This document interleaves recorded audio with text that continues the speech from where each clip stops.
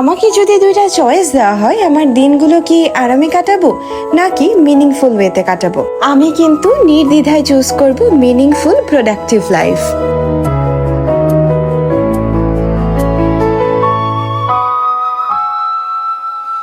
Hello আপুরা, বেশ অনেক দিন পরে চলে আসলাম একটা ডেইলি ব্লগ নিয়ে। ব্লগটা শুরু করছি বেলা 8টা থেকে। ততক্ষণে আয়াত মানে আমার মেয়ে আর আমার হাজবেন্ড দুইজনেই চলে গিয়েছে। আমি আর আমার ছেলে আছি বাসায়। এনারা চলে গেলে মোটামুটি দুপুর 3টে পর্যন্ত আমরা মা ছেলেই বাসায় থাকি। এর ভিতরে ঘরের কাজ করা, রান্না বান্না করা, ক্লিনিং, ডাস্টিং, মানে মোটামুটি ঘরের যা কাজ আছে সব কমপ্লিট হয়ে যায়। আর আমার সব কাজের সঙ্গী হলো এই যে আমার পুচকু। আমি যেখানেই যেই কাজ করি না কেন সব কাজই উনি আমার সাথে থাকে।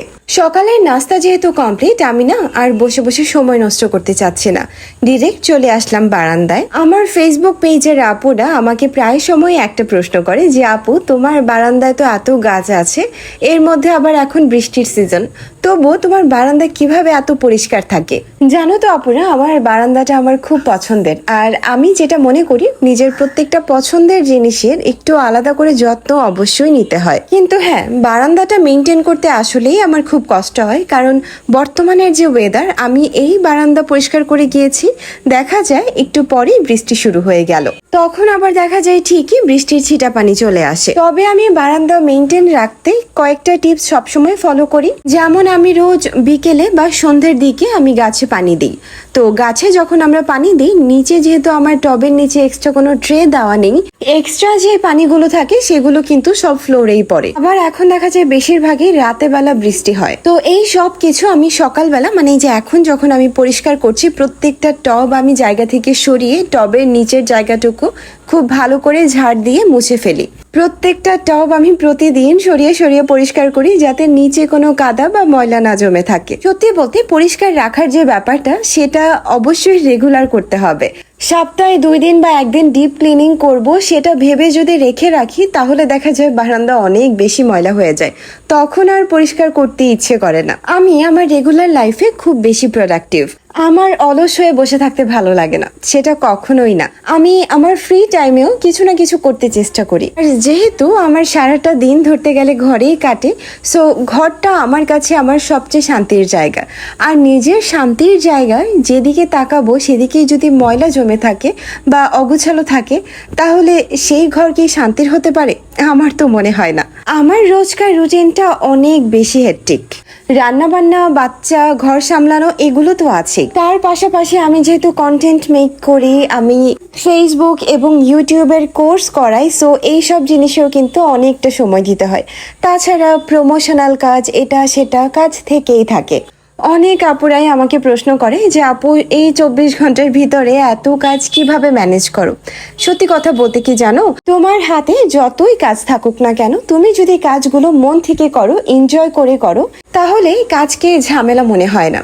আর বাসার কাজের কথা যদি আমি বলি, আমি কখনোই কোনো কাজ জমিয়ে রাখি না। আমি একটা জিনিস খেয়াল করেছি, যখনই আমি কোনো কাজ কালকে করব বা পরশুদিন করব এরকম জমাতে থাকি, তখন দেখা যায় কাজগুলো জমে জমে, একে তো আমি মেন্টালি স্ট্রেস হয়ে যাই, দ্বিতীয়ত পরে যখন কাজটা করতে যাই তখন সেই কাজে আরো অনেক বেশি সময় দিতে হয়, অনেক বেশি এফোর্ট দিতে হয়, আর সেই কাজগুলো আমাকে অনেকটা কাহিল করে তোলে। আমার বাসায় কোনো গেস্ট আসলে সব সময় তাদের মুখে একটা প্রশ্ন থাকে যে ছোট বাচ্চা নিয়ে ঘরটোর এত পরিপাটি কিভাবে রাখো? সত্যি বলতে এটা আসলেই বেশ কঠিন। আমার ছেলে আয়রানের বয়স 2.5 বছর। দেখবেন ভিডিওর মধ্যে আমি যেখানেই যেই কাজ করি না কেন, সে আমার আশেপাশেই আছে। ছোট থেকে ওকে নিয়েই আমি সব কাজ করে আসছি। তো আমার মনে হয় এতদিনে ও জিনিসটা বুঝে গিয়েছে যে ঘরের, যেমন আমার বাসায় অনেক ইনডোর গাছ আছে, ও কখনো একটার পাতা ধরেও দেখে না। প্রথম যখন ইনডোর গাছগুলো এনেছি, তখন কিন্তু ও পাতা ছিঁড়ার প্রতি অনেক বেশি ফোকাসড ছিল। ওকে আস্তে আস্তে পাতার কাছে নিয়ে, গাছের কাছে নিয়ে বুঝিয়েছি এটাকে আদর করতে হয়, এটা গাছ, এটা পানি খায়, এটার পাতা ছেঁড়া যাবে না, গাছ ব্যথা পায়। আমার মনে হয় কি, বাচ্চাদের যদি ছোটবেলা থেকে আমরা ছোট ছোট জিনিসগুলো শিখিয়ে আসি, তাহলে বড় হতে হতে ওরা খুব মেনটেন্ড হয়ে যায়। যেমন আয়রানকে নিয়ে এখন আর আমার এই প্রবলেমটা একেবারেই হয় না। ও কখনোই আমার কোনো গাছের পাতা ছিঁড়তে যায় না। যাই হোক, আয়রানকে নিয়ে ঘরের বাকি সব কাজ তো করে ফেললাম, এখন হলো রান্না করতে যাব। ঘরের সব কাজ ওকে নিয়ে খুব ইজিলি করা গেলেও আমি কিচেনে ওকে নিয়ে যাই না।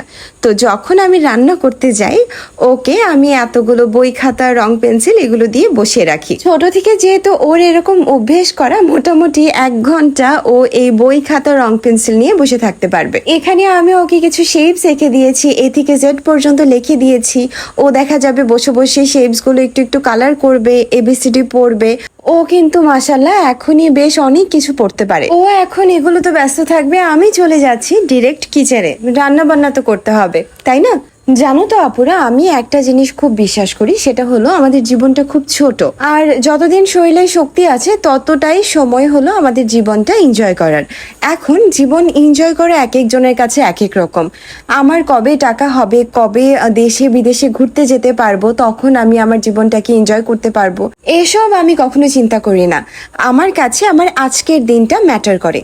আজকের দিনটা আমি কিভাবে কাটালাম, মন খারাপ করে অথবা অযথাই শুয়ে বসে ফেসবুকের নিউজ ফিড, রিলস এসব দেখে দেখে দিনটা নষ্ট করলাম, নাকি অ্যাকচুয়ালি দিনটাকে আমি প্রোডাক্টিভ ভাবে কাজে লাগালাম, এই জিনিসগুলো আমার কাছে সবসময় খুব ম্যাটার করে। আর আমার আম্মু সবসময় একটা কথা বলে, অন্যের জিনিস দেখে সময় না নষ্ট করে নিজে এমন কিছু করো যাতে অন্যরা তোমাকে দেখে। আর সত্যি বলতে এই যে কন্টেন্ট ক্রিয়েট করা, ফেসবুকে আলহামদুলিল্লাহ এখন এত এত মানুষ আমাকে চিনে, ইউটিউবেও কম বেশি টুকটাক কাজ করছি, সবকিছু মিলিয়ে আমার মনে হয় এটাই ছিল আমার মূল ইন্সপিরেশন। এই যে ইউটিউবে, ফেসবুকে এত এত মানুষ ডেইলি ব্লগস বানায়, এত সুন্দর সুন্দর ব্লগ বানায়, দেখতে কি ভালো লাগে, তাই না? এখন আমারও তো একটা জীবন আছে, তাই না? আমার কাছেও একটা স্মার্টফোন আছে। আমি চাই এটার মাধ্যমেই যতটুকু পারি নিজের লাইফটাকে মানুষের সামনে তুলে ধরার। আমার মনে হয় আমার চিন্তা ভাবনা, আমার প্রোডাক্টিভিটি, আমার থটস, আমার মাইন্ডফুলনেস, এগুলো যদি আমি আমার অডিয়েন্সের সাথে শেয়ার করার মাধ্যমে তার মধ্যে থেকে কিছু সংখ্যক অডিয়েন্সকেও একটু ইন্সপায়ার করতে পারি তাদের নিজের লাইফটা চেঞ্জ করার জন্য বা তাদের নিজের লাইফে প্রোডাক্টিভ থাকার জন্য, এটাই আমার কাছে অনেক। পৃথিবীতে কারো লাইফই পারফেক্ট না। আজকে আমি যে অবস্থানে আছি, 10 বছর পর আমি এর থেকে ভালো অবস্থানে গেলেও আমার থেকে ভালো অবস্থানের মানুষদের দেখলে আমার ভিতরে হিংসা বা একটু মন খারাপ কাজ করতেই পারে। এই বলে যে আমি সেগুলো ধরেই বসে থাকবো, আমার আজকের দিনটাও নষ্ট করব, সেটা একেবারেই না। আর আজকে এই যে আমি লাইফের যে পর্যায়ে আছি, আমার মতে আমি এতটুকু আসতে পেরেছি শুধুমাত্র আমার এই যে মাইন্ডসেট, এটার কারণে। না হলে আমি যেহেতু আমার স্টাডি কমপ্লিট করিনি, খুব অল্প বয়সে বিয়ে করে 10 বছর অ্যাজ আ হাউস ওয়াইফই শুধুমাত্র ছিলাম। এরপরে হুট করে গত 2 বছর আগে ডিসাইড করি যে না, আমি কিছু করব। বাসায় বসে কন্টেন্ট ক্রিয়েশন সবাই করছে, আমি কেন শুধু শুধু বসে থাকবো। সেই ইন্সপিরেশন থেকে ফেসবুকে পেজ খোলা, কন্টেন্ট ক্রিয়েট করা। আলহামদুলিল্লাহ এখন আমার 85,000-এর সুন্দর একটা ফ্যামিলি আছে। আর এই যে আমার ফেসবুক পেজে আরেকটা পিআর এসেছে। লিটারালি আজকে এত বড় আর এত সুন্দর সুন্দর পিআর এসেছে, আমি দেখে জাস্ট এত বেশি খুশি লাগছিল। এটার আনবক্সিং ভিডিও আমার ফেসবুক পেজে দেওয়া হয়েছে। এই যে এগুলো হলো বেতের প্ল্যান্টার, এগুলো এসেছে ফেসবুক পেজ কি লাগবে থেকে। আমি সত্যি আর অপেক্ষা করতে পারছি না, আমি কখন এগুলোর জন্য পারফেক্ট গাছ কিনে নিয়ে আসবো আর এগুলো দিয়ে আমার ঘর সাজাবো। পিআর আনবক্সিং করার ভিডিও করলাম ফেসবুক পেজের জন্য।